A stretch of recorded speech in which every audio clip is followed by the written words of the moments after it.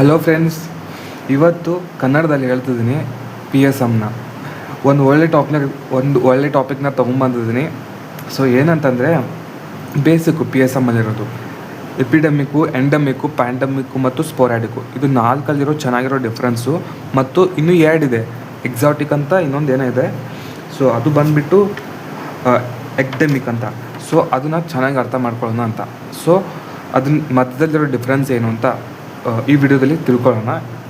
So ಒಂದನ್ನು ಹೇಳ್ತೀನಿ, ಹಂಗೆ ಪುಂಗಿ ಕೊಡೋಕೇನೋ ಬರ್ದಿಲ್ಲ, ಚೆನ್ನಾಗೇ ಬರ್ದಿದ್ದೀನಿ. ನೋಟ್ಸ್ ಎಲ್ಲ ಸಖತ್ತಾಗಿದೆ. ಹಂಗೂ ಒಂದು ವೇಳೆ ಬೇಕಂತಂದರೆ ಡಿಸ್ಕ್ರಿಪ್ಷನಲ್ಲಿ ಇರುತ್ತೆ, PDF ಫಾರ್ಮ್ಯಾಟಲ್ಲಿ ಹಾಕಿದ್ದೀನಿ. ಸೊ ಇವಾಗ ಎಪಿಡೆಮಿಕ್ಕು ಮತ್ತು ಎಂಡಮಿಕ್ಕು ಕಂಪೇರ್ ಮಾಡ್ತಾ ಓದ್ಕೊಳ್ಳೋಣ. ಏನಂತಂದರೆ, ಸೊ ಇದು ಬಂದುಬಿಟ್ಟು unusual occurrence of a disease in a community clearly in excess of expected outcome. ಅಂತಂದರೆ ನಾವು ಏನು ಅಂದ್ಕೊಂಡಿರ್ತೀವಿ ಅಂತಂದರೆ, ಒಂದು ವಿಲೇಜ್ ಇದೆ, ಆ ವಿಲೇಜಲ್ಲಿ ನಾವು ಸರ್ವೆ ಮಾಡಿದಾಗ ಏನು ಅಂದ್ರೆ 30 ಕೇಸ್ ಮಲೇರಿಯಾ ಸಿಗುತ್ತೆ ಜೂನಲ್ಲಿ ಅಥವಾ ಏಪ್ರಿಲಲ್ಲಿ. ಬಿಕಾಸ್ ಅದೇ ಒಂದು ಸೀಸನಲ್ಲಿ ತುಂಬ ಜಾಸ್ತಿ ಇರುತ್ತೆ. ಸೊ ಜೂನಲ್ಲಿ ನಾವೇನು ಎಕ್ಸ್ಪೆಕ್ಟ್ ಮಾಡ್ತಿದ್ದೀವಿ ಅಂತಂದರೆ ಒಂದು 30 ಕೇಸ್ ಎಕ್ಸ್ಪೆಕ್ಟ್ ಮಾಡ್ತಿದ್ದೀನಿ. ಸೊ ಒಂದು ವಿಲೇಜಲ್ಲಿ. ಬಟ್ ಅದಕ್ಕಿಂತ ಏನಾರು 30 ಬದಲಿ ಏನಾರ ಒಂದು 35 ಅಥವಾ 60 ಕೇಸ್ ಬಂದುಬಿಟ್ರೆ ಅದು ಬಂದುಬಿಟ್ಟು ಎಪಿಡೆಮಿಕ್ಕು. ಆದರೆ ಎಂಡಮಿಕಲ್ಲಿ ಆ ಥರ ಆಗೋಲ್ಲ. So constant presence of or unusual or expected frequency of a disease within a geographical area. ಒಂದು ಕೊಟ್ಟಿರೋಂಥ ಜಿಯೋಗ್ರಫಿಕಲ್ ಏರಿಯಾ ಅಥವಾ ವಿಲೇಜಲ್ಲಿ ನಾನು 30 ಕೇಸ್ ಇದೆ ಅಂತಂದರೆ 30 ಇರೋದು, ಅಥವಾ ಅದಕ್ಕಿಂತ ಕಡಿಮೆ ಇರುತ್ತೆ ಬಟ್ ಜಾಸ್ತಿ ಇರೋಲ್ಲ. ಸೊ ಅದು ಬಂದುಬಿಟ್ಟು ಎಂಡಮಿಕ್ಕು. ಓಕೆ, ಅರ್ಥ ಆಯ್ತಾ ಡಿಫ್ರೆನ್ಸು? ಎಪಿಡೆಮಿಕ್ ಅಂದ್ಕೊಳ್ಳೋಕ್ಕಿಂತ ಜಾಸ್ತಿ, ಎಂಡಮಿಕ್ ಎಷ್ಟು ಅಂದ್ಕೊಂಡಿದ್ದೀವೋ ಅಷ್ಟೇ ಇರೋ case. So that is called as endemic. So ಇನ್ನೊಂದು ಟರ್ಮ್ ಇದೆ, ಔಟ್ಬ್ರೇಕ್ ಅಂತಂದರೆ ಸ್ಮಾಲ್ ಲೋಕಲೈಸ್ಡ್ ಏರಿಯಾದಲ್ಲಿ ಎಂಡಮಿಕ್ ಆಗ್ತಿದೆ. So that is called as outbreak. ಅಂದರೆ ಇವಾಗ ತಾನೇ ಶುರು ಆಗಿದೆ ಎಪಿಡೆಮಿಕ್ಕು. 30 ಕೇಸ್ ಅಂದ್ಕೊಂಡಿದ್ದೀವಿ, 31 ಆಗಿದೆ. So that is called as outbreak, ಶುರುವಾತು.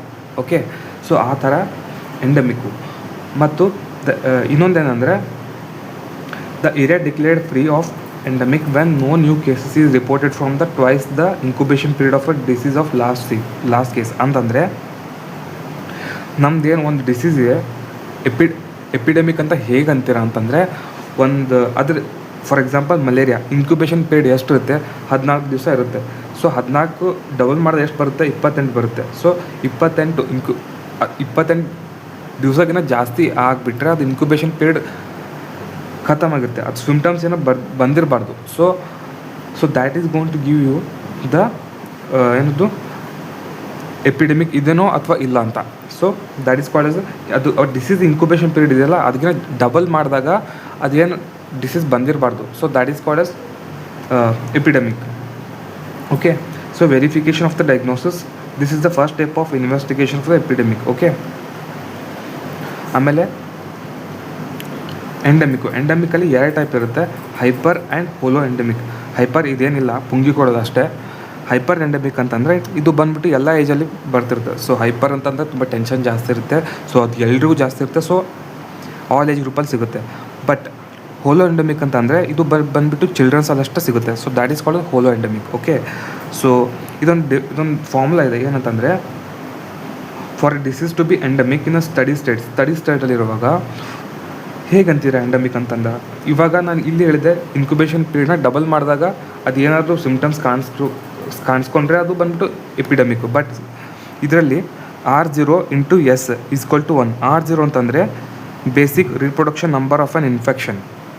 So that is called as R0. And S ಅಂತ ಬಂದಾಗ proportion of susceptible cases in the population. R0 ಅಂತಂದರೆ ಫಾರ್ ಎಕ್ಸಾಂಪಲ್ ಒಂದು COVID-19 ಕೇಸ್ ಇದೆ. ಓಕೆ, ಆ COVID-19 ಕೇಸು 1 ಕೇಸ್ ಇದೆ, ಅದು ಕೇಸ್ ತುಂಬ ಜಾಸ್ತಿ ಕೇಸ್ ಕೊಡ್ತಾನೆ ಇದೆ, ರೀಪ್ರೊಡ್ಯೂಸ್ ಮಾಡ್ತಾಯಿದೆ. ಟೀಕೆ, ಒಬ್ಬರಿಂದ ಇನ್ನೊಬ್ಬರು, ಅವರಿಂದ ಇನ್ನೊಬ್ಬರು, ಈ ಥರ ಡಿವೈಡ್ ಆಗ್ತಾನೆ ಹೋಗ್ತಾ ಇದೆ. ಅಂದರೆ ಕೇಸಸ್ ಬರ್ತಾನೆ ಇದೆ.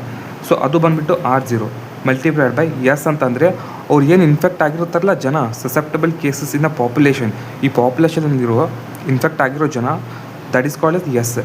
So R0 multiplied by S = 1. ಅರ್ಥ ಆಯ್ತಾ? ಸೊ ಇದು ಬಂದುಬಿಟ್ಟು ಗ್ರಾಫಲ್ಲಿ ಪ್ಲಾಟ್ ಮಾಡಿದಾಗ ನಮ್ಗೆ ಏನು ಕಾಣಿಸುತ್ತೆ ಅಂತಂದರೆ, ಸೊ ನಂಬರ್ ಆಫ್ ಕೇಸ್ ಮತ್ತು ಟೈಮಲ್ಲಿ ಎಂಡಮಿಕ್ಕು ಮತ್ತು ಎಪಿಡೆಮಿಕ್ಕು. ಎಂಡಮಿಕ್ ಬಂದುಬಿಟ್ಟು ಎಂಡಮಿಕ್ಕು ಯಾವಾಗಲೂ ಈಕ್ವಲ್ ಆಗಿರುತ್ತೆ. ಅಂದ್ರೇನು, ಒಂದು ಅಂದ್ಕೊಂಡಿರೋ ಎಷ್ಟು ಕೇಸ್ ಬರಬೇಕು ಅಂದ್ಕೊಂಡಿರ್ತೀವಿ ಆ ಮಂತಲ್ಲಿ, ಸೊ ಅಷ್ಟೇ ಕೇಸ್ ಬಂದಿರುತ್ತೆ. ಸೊ ಇದು ಬೇಸ್ಲೈನ್ 0 ಟಚ್ ಆಗೋಲ್ಲ. ಬಟ್ ಎಪಿಡೆಮಿಕ್ಕು ನಾವು ಅಂದ್ಕೊಂಡಿರ್ಕೊಂಡು ಜಾಸ್ತಿನೇ ಆಗುತ್ತೆ. ಸೊ ಸಡನ್ಲಿ ರೈಸ್ ಆಗುತ್ತೆ, ಕಡಿಮೆ ಆಗುತ್ತೆ. ಬಟ್ ಇದರಲ್ಲಿ ಒಂದು ಏನು ಹೊಸದೇನು ಅಂತಂದರೆ, ಹೊಸದು ಅಂದರೆ ಇದು ಬಂದುಬಿಟ್ಟು 0 ಟಚ್ ಆಗುತ್ತೆ. ಬಟ್ ಎಂಡೆಮಿಕ್ಕು ಟಚ್ ಆಗೋದೇ ಇಲ್ಲ, 0 ಟಚ್ ಆಗೋಲ್ಲ. ಬಟ್ ಎಪಿಡೆಮಿಕ್ 0 ಟಚ್ ಆಗುತ್ತೆ. ಸೊ ಇದು ಬಂದುಬಿಟ್ಟು ಎಪಿಡೆಮಿಕ್ಕು ಮತ್ತು ಎಂಡೆಮಿಕ್ಕು.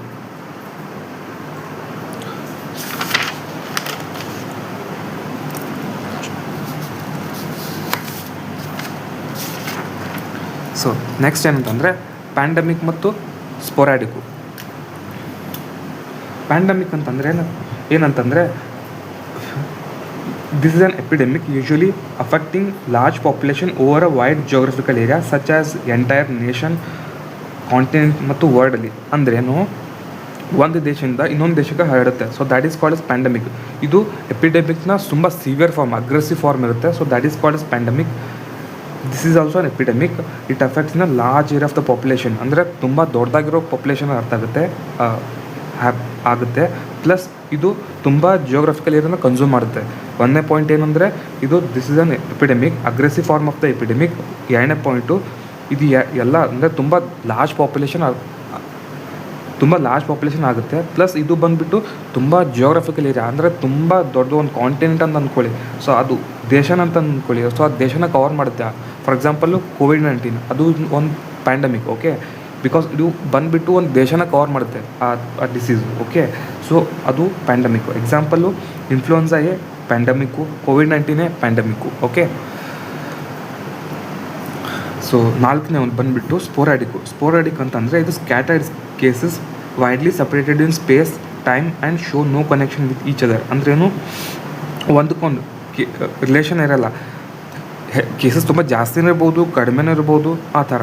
ಸೊ ಸ್ಪೊರಾಡಿಕ್ ಆಗಿರ್ತದೆ. There is no connection with each other. This is going to occurs in haphazardous and irregular pattern.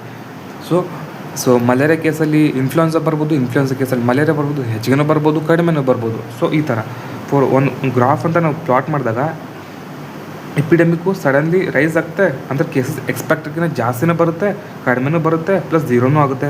Endemic equal ಆಗಿರುತ್ತೆ. ಸ್ಪೋರಾಡಿಕ್ ಈಕ್ವಲ್ ಆಗಿ ಹೆಚ್ಚಿಗೆನೂ ಇರ್ಬೋದು, ಕಡಿಮೆನೂ ಬರ್ಬೋದು, ಬಟ್ 0 ಆಗೋಲ್ಲ. ಸೊ ಓಕೆ, ಸೊ ಇನ್ನೂ ಎರಡು ಹೇಳಿದೆ ಎಕ್ಸ್ಟ್ರಾ ಪಾಯಿಂಟ್. ಏನಂತಂದರೆ ಎಕ್ಡೆಮಿಕ್ ಮತ್ತು ಎಕ್ಸಾಟಿಕ್ ಡಿಸೀಸ್. ಎಕ್ಡೆಮಿಕ್ ಅಂತಂದರೆ ಏನಂದರೆ, so this is that originates outside the area in which it occurs. ಅಂದರೆ ನಾವೇನು ಅಂದ್ಕೊಂಡಿರ್ತೀವಿ ಅಂತಂದರೆ ಒಂದು ಡಿಸೀಸ್ ಇದೆ. ಫಾರ್ ಎಕ್ಸಾಂಪಲ್ ಅದು ಕೋವಿಡ್-19 ಬಂದಿರ್ಬೋದು. ಆ ಕೋವಿಡ್-19 ಚೀನಾದಲ್ಲಿ ಅಷ್ಟೇ ಇರುತ್ತೆ, ಆ ಥರ ಏನಿಲ್ಲ. ಈ ಚೀನಾದಲ್ಲಿರೋದು ಬೇರೆ ಕಂಟ್ರೀಸ್ ಕೂಡ ಬರುತ್ತೆ. ಫಾರ್ ಎಕ್ಸಾಂಪಲ್ ಬಂದ್ಬಿಟ್ಟು ಯು ಎಸ್ ಅಲ್ಲಿ ಕೂಡ ಬರುತ್ತೆ. ಅಲ್ಲಿ ಒರಿಜಿನೇಟ್ ಆಗುತ್ತೆ. ಇಲ್ಲಿ ಒರಿಜಿನೇಟ್ ಆಗಿರೋದು ಇವಾಗ ಇಲ್ಲಿ ಒರಿಜಿನೇಟ್ ಆಗ್ತಿದೆ. So that is called as ecdemic. Exotic ಅಂತಂದರೆ, so this is that is imported. ಒಂದು ದೇಶದಿಂದ ಇನ್ನೊಂದು ದೇಶಕ್ಕೆ ಇಂಪೋರ್ಟ್ ಆಗ್ತಿದೆ. ಫಾರ್ ಎಕ್ಸಾಂಪಲ್ ಯೆಲ್ಲೋ ಫೀವರ್ ಬಂದುಬಿಟ್ಟು ಇದು ಎಲ್ಲೋ ಬೇರೆ ದೇಶದಲ್ಲಿದೆ, ಯು ಎಸ್ ಅಲ್ಲಿದೆ, ತುಂಬ common yellow fever. So but ಇವಾಗ ಅದು ಬಂದುಬಿಟ್ಟು ಇಂಡಿಯಾದಲ್ಲಿ ಬರುತ್ತೆ. So that is called originate ಆಗುತ್ತೆ. ಸೊ ಇಂಡಿಯಾದಲ್ಲಿರೋದು ಆ ಜನರಿಗೆ ಏನಿಸ್ತದೆ, ಅಯ್ಯೋ ಇದೇನೋ ಹೊಸದಾಗಿರೋ ಬಂದಿರೋ ಡಿಸೀಸು, ಆ ಥರ. ಸೊ ಎಕ್ಸಾಟಿಕ್ ಅಂದರೆ ತುಂಬ ಹೊಸದಾಗಿರೋದು. ಆ ಹೊಸದಾಗಿರೋ ಡಿಸೀಸು ಆ ದೇಶದಲ್ಲಿ ಕಾಮನ್ ಇಲ್ಲ, ಬಟ್ ಬೇರೆ ದೇಶದಿಂದ ಬಂದಿರೋದು. So that is called as exotic. Ecdemic ಅಂತ ಅಂದ್ರೇನು same. This is that is going to originate in that area in which it occurs. ಎಕ್ಡೆಮಿಕ್ನ ತುಂಬ ಜಾಸ್ತಿ ಅಗ್ರೆಸಿವ್ ಆಗಿರೋದು ಬಂದುಬಿಟ್ಟು exotic. So this is all about the epidemic, endemic, pandemic ಮತ್ತು sporadic. Okay, ಅರ್ಥ ಆಯ್ತಾ? ಸೊ ನಿಮ್ಗೆ ಇಷ್ಟ ಆಗಿರೋದು ಈ ಕನ್ನಡ ಏನಾದ್ರು ಎಕ್ಸ್ಪ್ಲೇನ್ ಮಾಡಿರೋದು ತುಂಬ ಇಷ್ಟ ಆಗಿದ್ರೆ ನೀವು ಲೈಕ್ ಕೂಡ ಮಾಡಿ, ಸಬ್ಸ್ಕ್ರೈಬ್ ಕೂಡ ಮಾಡಿ, ಚಿಂದಾಡಿಸಿ. ಸೊ ಧನ್ಯವಾದ.